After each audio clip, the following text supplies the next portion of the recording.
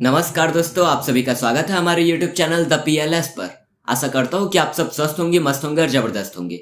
आज है 10 अक्टूबर और 10 अक्टूबर से रिलेटेड जितने भी करंट अफेयर के क्वेश्चन बनेंगे उन सभी के बारे में आज हम इस वीडियो में चर्चा करेंगे और साथ ही मैं उन सभी क्वेश्चन के कुछ डिटेल भी बताते जाऊंगा। तो इस वीडियो में अंत तक बने रहिएगा और हमारे वीडियो को लाइक, शेयर और हमारे चैनल को सब्सक्राइब कर दीजिएगा। अब चलिए आज के दिवस की जानकारी को देख लेते हैं। आज है वर्ल्ड मेंटल हेल्थ डे अर्थात विश्व मानसिक स्वास्थ्य दिवस। विश्व मानसिक स्वास्थ्य दिवस इसको क्यों मनाया जाता है? तो दुनिया में ऐसे कई सारे लोग हैं जो मानसिक स्वास्थ्य की समस्याओं से जूझ रहे हैं, जिन्हें किसी न किसी बात के लिए मानसिक तनाव में रहना पड़ता है, डिप्रेशन में रहना पड़ता है। अर्थात उनकी लाइफ में कुछ ऐसे प्रॉब्लम आ जाते हैं जिससे उन्हें जो सॉल्यूशन होता है वो नहीं दिख पाता है। तो ऐसी समस्याओं से जूझ रहे लोगों की सहायता करने के लिए, जागरूक करने के लिए यह दिवस को मनाया जाता है। इस दिवस की स्थापना world federation for mental health के द्वारा सन 1992 में की गई थी और इसके साथ ही आज ही के दिन वर्ल्ड होमलेस डे अर्थात विश्व बेघर दिवस भी मनाया जाता है। तो ये था आज के दिवस की थोड़ी सी जानकारी। अब चलिए आज के इस वीडियो की शुरुआत करते हैं।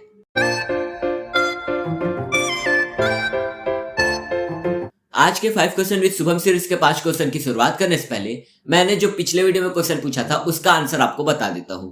तो पिछले वीडियो में मैंने क्वेश्चन पूछा था, हाल ही में किस राज्य ने पहली बार Durand cup trophy football trophy जीता है? तो इसका आंसर हो जाएगा फुटबॉल क्लब गोवा अर्थात FC गोवा। FC गोवा ने डूरंड कप के इतिहास में 130 साल के इतिहास में पहली बार यह ट्रॉफी को जीता है। ये फुटबॉल से संबंधित ट्रॉफी थी। डूरंड ट्रॉफी है वो एशिया के सबसे पुरानी ट्रॉफी में से एक है। फुटबॉल की ट्रॉफी के इतिहास में सबसे पुरानी ट्रॉफी है। ये 130वां संस्करण था जो पश्चिम बंगाल में आयोजित हुआ। पश्चिम बंगाल के कौन से स्टेडियम में? विवेकानंद युवा भारती क्रीरंगन स्टेडियम, यहाँ यह आयोजित हुआ। यहाँ पे उन्होंने मोहम्मदन स्पोर्टिंग नामक जो टीम थी उसको हरा करके गोवा ने जीता है।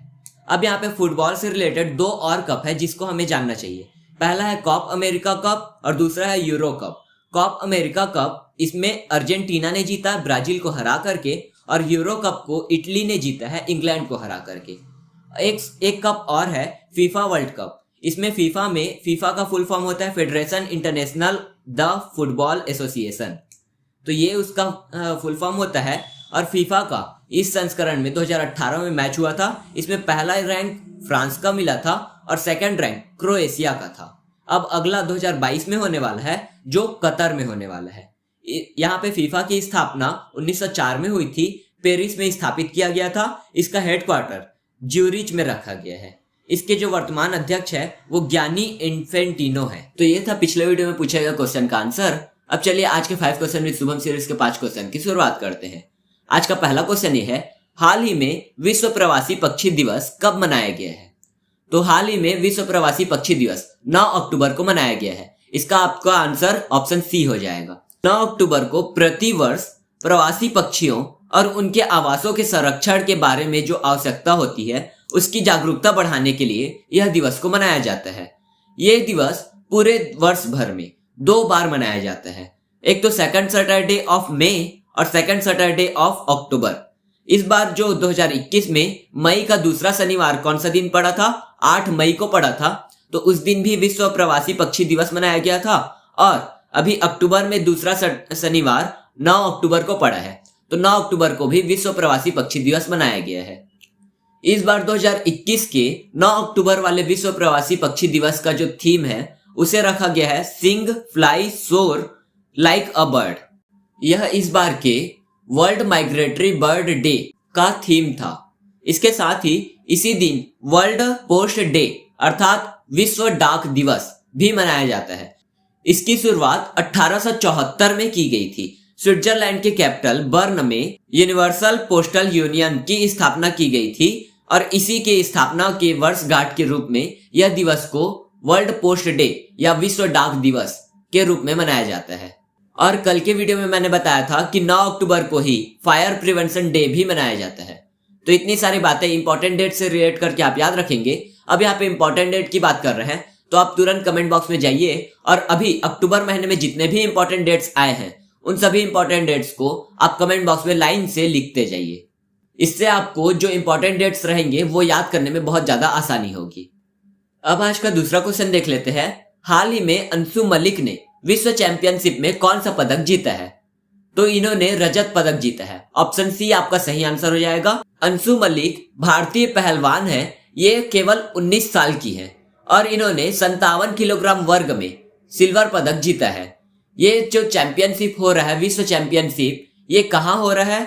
तो नॉर्वे की कैपिटल ओस्लो में यह चैंपियनशिप हो रहा है और इसी चैंपियनशिप में इन्होंने फाइनल का मैच खेला जिसमें गोल्ड पदक नहीं जीत पाई, इन्होंने सिल्वर पदक जीता है।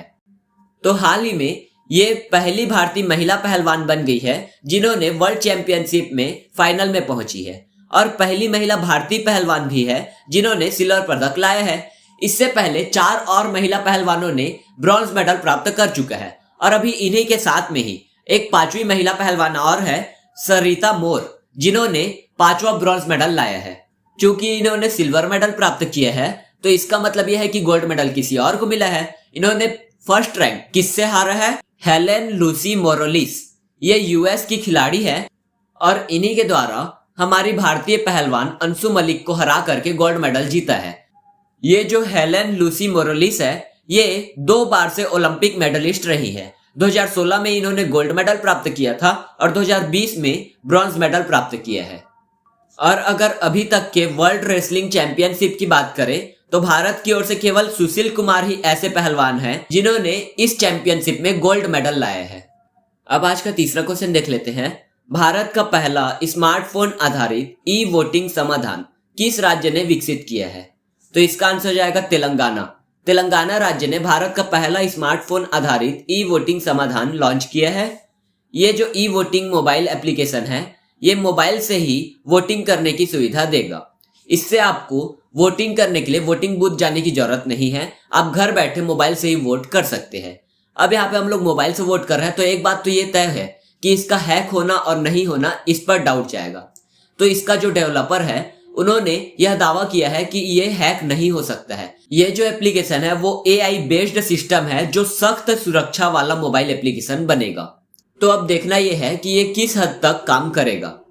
चूंकि अभी तेलंगाना में चुनाव है तो इसी चुनाव में ही इसका ड्राई रन किया जाएगा, अर्थात इसका ट्रायल किया जाएगा कि यह जो सिस्टम है वो सही से काम कर रहा है या नहीं। अब यहाँ पे हम लोग तेलंगाना राज्य की बात कर रहे हैं तो तेलंगाना राज्य के बारे में देख लेते हैं। ये भारत देश का 29वां राज्य है जो 2 जून 2014 को स्थापित हुआ। अभी वर्तमान में यह 28वां राज्य बन गया है क्योंकि कश्मीर जो था वो राज्य से हटकर केंद्र शासित राज्य बन चुका है। इसकी जो कैपिटल है वो हैदराबाद है। यहाँ के CM के चंद्रशेखर राव हैं। ये 2 बार CM बन चुके हैं। जब से 2014 से जब से राज्य बना है तब से यही ही CM है।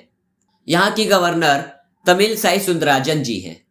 हाल ही में तेलंगाना से रिलेटेड 2 और करंट अफेयर आए थे, जैसे कि तेलंगाना में ही अभी हाल ही में बथुकम्बा महोत्सव का शुरुआत हुआ है 6 अक्टूबर से। बथुकम्बा महोत्सव क्या था कि जैसे कि पूरे भारत में नवरात्रि मनाया जा रहा है तो नवरात्रि को ही तेलंगाना राज्य में बथुकम्बा नाम से जाना जाता है। और इसके साथ ही तेलंगाना राज्य में मेडिसिन फ्रॉम स्काई योजना की शुरुआत की गई है। अब आज का चौथा क्वेश्चन देख लेते हैं। क्वाइन स्विच कुबेर का ब्रांड एम्बेसडर कौन बने हैं? तो इसका आंसर हो जाएगा ऑप्शन बी, रणवीर सिंह। रणवीर सिंह को क्वाइन स्विच कुबेर का ब्रांड एम्बेसडर बनाया गया है। क्वाइन स्विच कुबेर के द्वारा एक कैंपेन चलाया जा रहा है, कुछ तो बदलेगा, और इसी कैंपेन का ही ब्रांड एम्बेसडर रणवीर सिंह को बनाया गया है।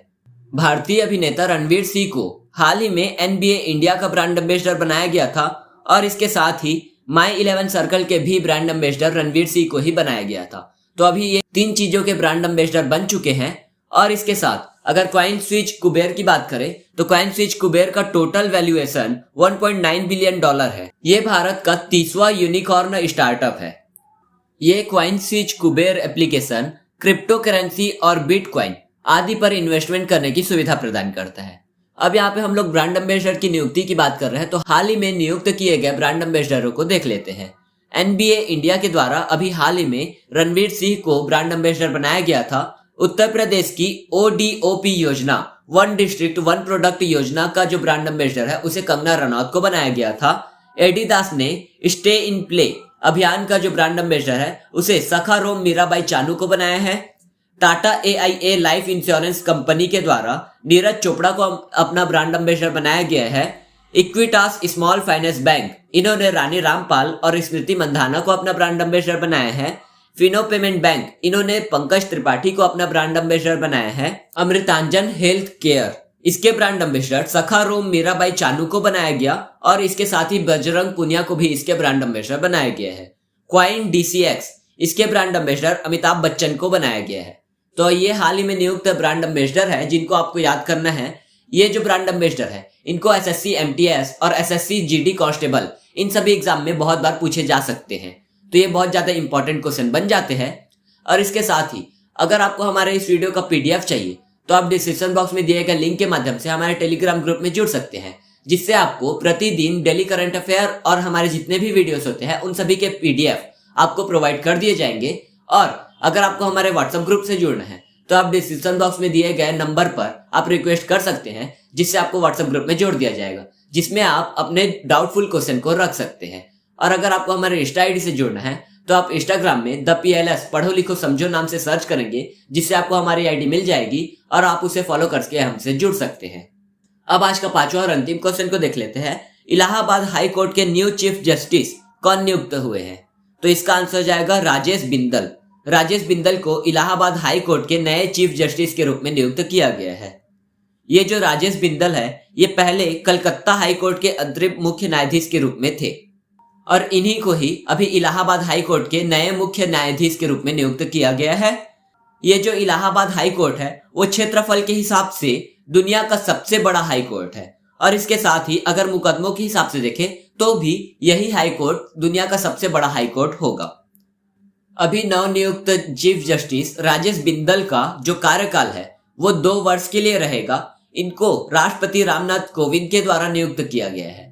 किसी भी न्यायालय के मुख्य न्यायाधीश को राष्ट्रपति के द्वारा ही नियुक्त किया जाता है और ये राज्यपाल को अपना इस्तीफा को राष्ट्रपति को ही देते हैं। और इनको शपथ कौन दिलाता है अगर पूछ दिया जाए तो इनको शपथ वहां के राज्यपाल दिलाते हैं। अब यहाँ पे आप कमेंट बॉक्स में बताएंगे कि इनको शपथ कौन दिलाएगा।